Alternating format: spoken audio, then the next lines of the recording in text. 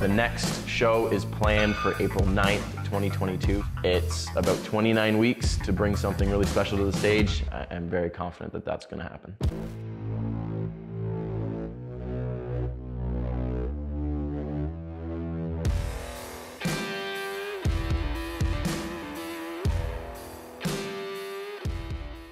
What's happening, people? Welcome back to another video. Just quickly want to say that I'm getting that diet face. That diet face is starting to come in. We're looking thin. I bet if you looked, back at the first videos that we did at the start of the prep, my face is probably looking quite a bit different.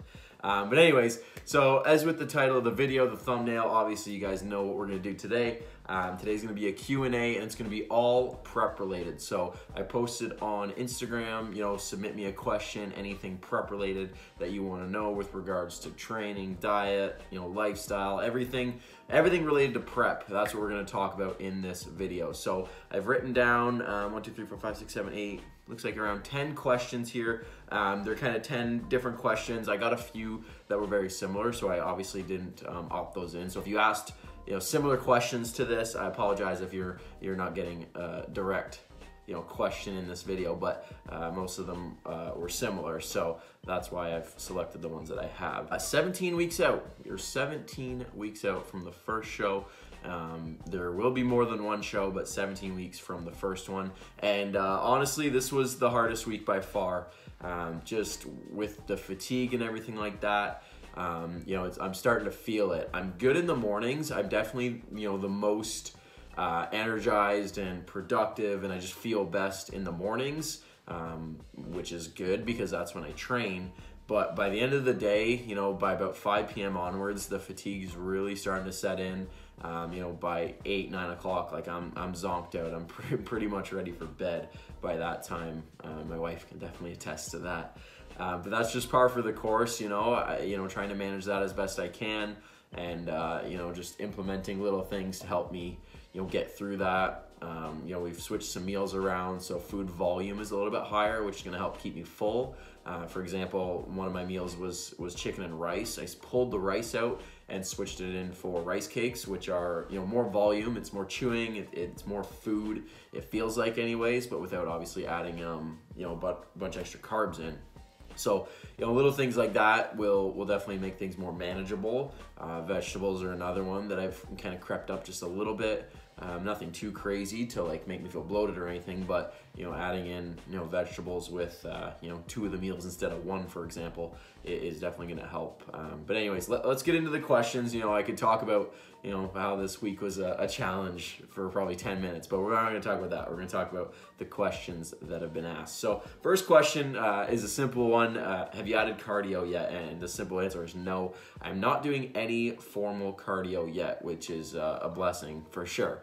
That might not be forever, but obviously that would be kind of cool to get through this entire prep without doing any formal cardio. Now I will say that I do walk the dog twice a day, so that probably totals 30 to 40 minutes of relatively brisk walking. So you could call that cardio, I guess, but I don't necessarily call it programmed cardio because it's not something that I have to do from a prep perspective. It's not something my coach is telling me to do. It's just a lifestyle habit that I have. And then with my job, I am on my feet all day. I don't sit down. I'm not doing physical labor or rigorous intensive work all day, but I am on my feet all day. I don't really sit down until I come home at the end of the night. So basically when I get up at 6, do my stuff in the morning, I train, then I go to work, and I come home. I have usually a personal training client or 2, and then I walk the dog and stuff. So basically from 6 a.m. till almost 8 p.m. I don't sit down. So that's obviously gonna burn more calories than if I was just sitting at a desk all day. So that's part of the reason why I'm not doing any cardio, but again, that might change. But just to answer the question, no, I'm not doing any formal cardio right now. Next question is, what do you do about food cravings? How do you stop food cravings? And the short answer is you can't just get over it. If you are craving certain things, you can have other foods that can accommodate that. So for example, one of my recipes that I've been doing for dinners is like homemade pizzas. So you can buy like protein tortilla wraps, which are, you know, relatively lower carb than, you know, obviously going out and buying a pizza from like Domino's or Pizza Hut, for example. But like those wraps are, you know, low carb. You know, you put a little bit of low calorie sauce on there, loaded up with vegetables, you know, spinach, mushroom.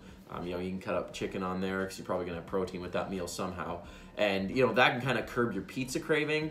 When it comes to like chocolate or like anything like that, you know, there's really not much you can do about it. You just kind of got to get over it. You can make like oats, for example, with like chocolate protein that might give you that chocolate fix. That's something that, you know, I'm going to be starting to have in the morning is oats, which is a little bit more substantial than what I was having before with just being protein shake and some fruit. So, you know, stuff like that, you can kind of get the taste, I guess you could say, but obviously not having, you know, those really high calorie foods.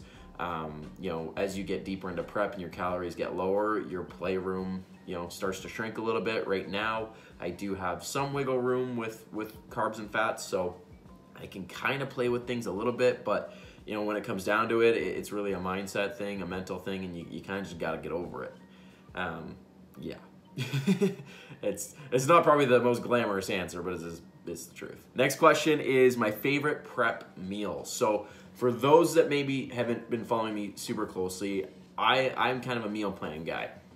Now with that being said, my coach has given me macros that I can make up what I want. So I have some flexibility and I use that a little bit, mostly for like dinners with my wife. But during the day, like meals 1 to 4, I have 5 total. Meals 1 to 4 are the same. It's just super easy. I like what I'm eating and it's convenient. So with my favorite prep meal, up until when I mentioned earlier that I pulled the rice out in place of rice cakes, I love chicken and rice, but then coconut oil, so some added fats, and I just let it melt when I heat it up in the microwave, mix it all in there, and the coconut oil, it just tastes so freaking good. And this is not just me, my prep palate talking. It's something I enjoy in the off season too. I don't know what it is about the coconut oil, but I love the taste of it. And you know, that is a meal that I could have every day forever. It just is really, really good. I guess the other kind of main meal that I like is my dinner, because it's usually a little bit more higher carb, which, you know, I was having like turkey bacon and, you know, a bagel with jam and stuff like that. So it was kind of like a normal, you know, quote unquote normal meal that, you know, you could enjoy at any time. So those would be the two, but honestly, that chicken and rice with coconut oil, that's definitely the one that I would jump to first. Next question, how to, I can't even read my own writing right now. I don't even know what that says. This is awkward.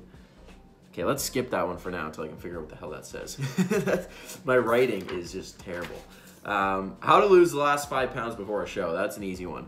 And that's honestly, like, you gotta diet a little bit harder. You know, those last 5 pounds are, you know, if it's to get to true conditioning, they're gonna be a hard 5 pounds to get off, and you're probably gonna have to push hard with diet. You're probably gonna have to drop your calories, you might have to do more cardio. You know, if you gotta dig those last 5 pounds off, then you might have to go to extremes for that. Now, I will say that more often than not, and this is something that, you know, I probably dealt with in 2019, was that there was probably a little bit more than 5 pounds to go, and I needed more time, simply put. You know, to get to the conditioning that I'm looking to achieve this go around, it's gonna take a good chunk of time, which is why, you know, I look the way I do right now. You know, it's funny, people are commenting about my conditioning right now, and, you know, someone had commented on a photo I posted yesterday that I was like looking 6 weeks out, but by the standard I'm going for now, being 17 weeks out looking like this is what it takes, right? And because I know come showtime I'm gonna be that much more conditioned because of the time frame that I have. So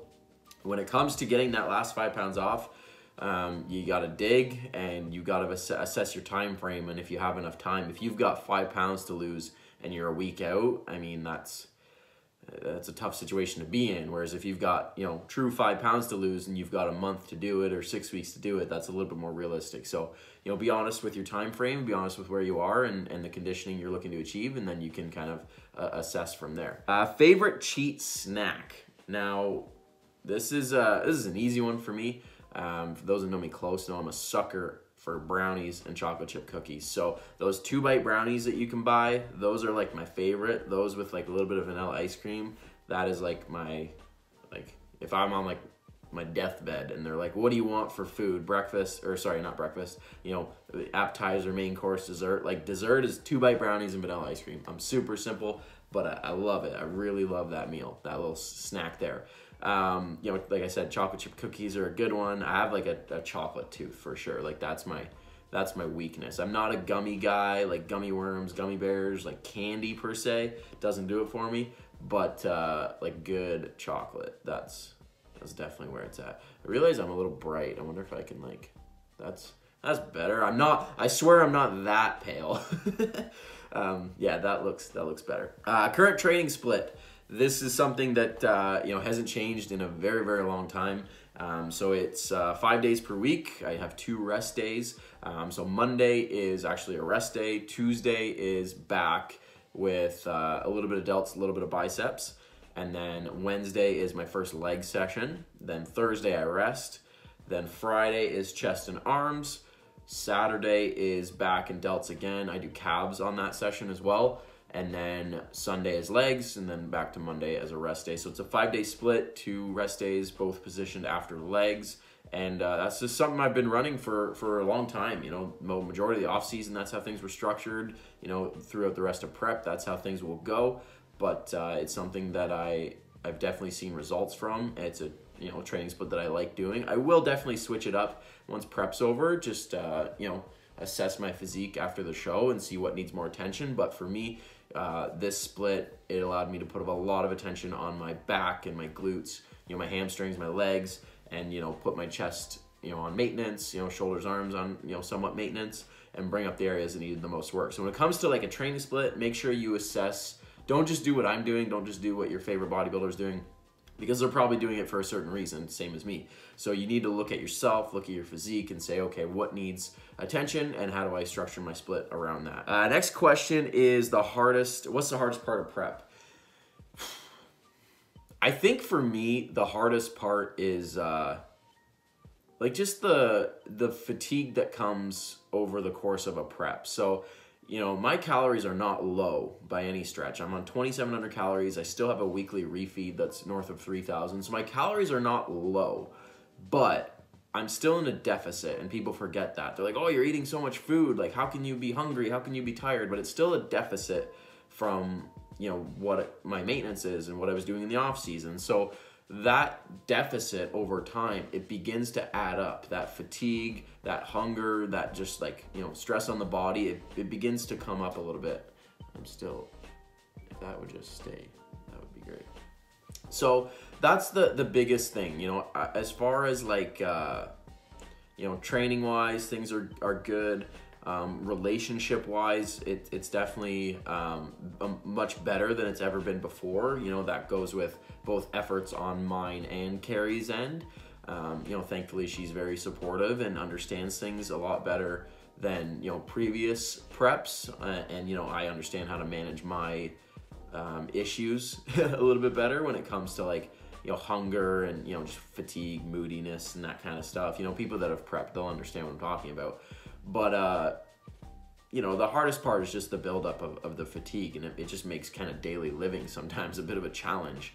You know, like I mentioned earlier, like by the end of the day, I'm exhausted, right? So to come home and then, you know, we haven't seen each other all day, and I just kind of want to chill, and, you know, maybe we want to have a conversation and have dinner together, but I'm sitting there like, I'm so tired, right? Like that's the biggest challenge, I would say. And then, you know, I guess the only other big one is just not like freedom with like, you know, going out for dinner or want to go grab a bite to eat sometimes, and you just, you know, you're limited on that side of things. Right now I have a bit of freedom, but definitely like, you know, 12, 8, 6, 4 weeks out, like that stuff, you know, there's no really wiggle room, right? So those are hard parts for sure.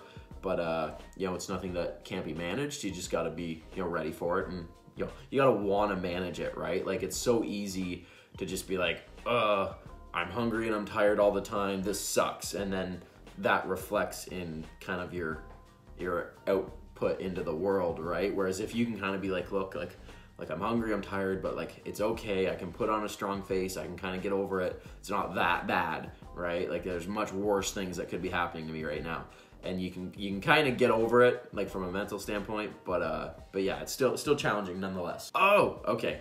Remember that question I couldn't figure out? I finally figured it out. How to determine how long to diet for. So that's a great question, honestly, and it's something that a lot of people, myself included, screw up, and that's just, you know, how much time do I really need? And that this question, simply put, is different for everybody. You know, it depends. The biggest thing is depends on your starting point and when you're looking to compete, and more often than not, people don't give themselves enough time. So for myself, you know, I started prep officially at 30 weeks out, and we predicted I had roughly 25 to 30 pounds to lose, right? So that time frame, in my opinion, is realistic, and thankfully things have gone extremely well and extremely, you know, kind of just straightforward. So there hasn't really been any hiccups or anything like that, or any stalls yet. So the time frame, I've gotten a little bit ahead of things, but you know, a lot of people don't give themselves room for error and things coming up, right? So for example, like say you get sick, you know, and you're out of the gym for a week, and you know, you're not perfectly on your meals, or you know, something comes up with work or with family or whatever, and it interferes with things. If you have like a strict time frame without, you know, I have, you know, 16 weeks, and if you have 16 weeks and you need 20, that's tricky. Whereas if you have 20 weeks and you only need 16, it's a lot better to manage things, right? So I definitely think that when it comes to determining how long you need to prep for, that's where having a coach can be very handy, and saying, you know, they can look at your physique and say like, okay, based on how you look right now, you know, if you've competed before, how far are you from that stage weight, and where did that fall to where we want to get again? If you're a new competitor, I would definitely give yourself more time than you think you need, because that's only going to result in a better physique and probably a less stressful and more successful prep, okay? And the last question, this one was asked a few times, and I'm not going to answer it straightforward. What shows are you doing? Straight up, I'm not going to tell you. I'm not going to tell you what shows I'm doing, because that's half the fun of this, is people kind of guessing and not really knowing when I'm going to pop into a show. But I will say the first show is in April, and there will be a string of shows after that. For how long, I'm not entirely sure. It really depends on what happens in those shows and how I'm feeling. But the first show is in April. It's not local. I can say that. It is not local. I will be traveling for this show, and for, you know, shows afterwards as well. So you're gonna have to wait and see. You're gonna have to wait and see. We're 17 weeks out, so you can figure out the date, I guess. But as far as what the actual show is, you just have to wait and see. I'm gonna keep it a secret for now. All right, guys. Hope you guys enjoyed this little prep Q&A. Giving you a bit of insight as to, you know, how things are going, and, you know, answering the questions that you guys have. I'll probably do this again, you know, in a month or so, as prep continues to get closer and closer to the show, and you know, more people start following and maybe have more questions for me, then I'll be happy to do this again. So if you guys did like the video, let me know, and obviously subscribe to the channel so you stay up to date with all the prep stuff, and I'll see you guys in the next one.